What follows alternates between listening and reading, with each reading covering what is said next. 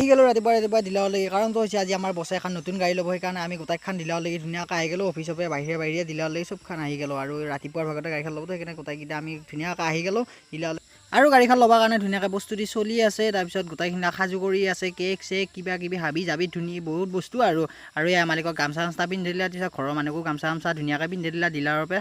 তাৰপিছত এতিয়া ধুনীয়াকৈ আহি গ'ল কেক কাটা পৰ্ব আৰু কেক চেক ধুনীয়াকৈ কাটিলা। ইয়াৰ মালিকে কেক কাটছি, মালিকনীয়ে কেক কাটি পেলাই গাড়ীখনকো খুৱাই দিলা। তাৰপিছত আৰু ধুনীয়াকৈ কেক চেক কাটা চব পৰ্ব হৈ গ'ল। এতিয়া আহি গ'ল ডেলিভাৰী লোৱা টাইম আৰু ধুনীয়াকৈ মালিকনী ঘৰৰ চব পৰিয়ালে ধুনীয়াকৈ গাড়ীখন ডেলিভাৰী লৈ ল'লা। তাৰপিছত ডিলাৰৰ ভিতৰৰ পৰা ধুনীয়াকৈ গাড়ীখন উলিয়াই লৈ আহিলে। আৰু নতুন গাড়ী লোৱাৰ কথা খানাটো হ'বাই লাগব, সেইকাৰণে আমিও দুয়োটাই আহিলোঁ বাচন নিবৰ কাৰণে। আৰু ৰাতিলৈকে ধুনীয়া খানা আছে, তাৰমানে আজি অফিচত খানা হৈ যাব আৰু চবকে খানা দি দিব গাড়ী লোৱাৰ কাৰণে। আৰু আমি গোটেইখন বহি আছোঁ, ইয়াত ধুনীয়াকৈ খানা চানা চব বনাই আছে, কাম কৰি আছে, আমিও ইটো কৰি আছোঁ। আৰু লাষ্টত ধুনীয়াকৈ খানা চানা হৈ গ'ল, হৈ পাই গোটেই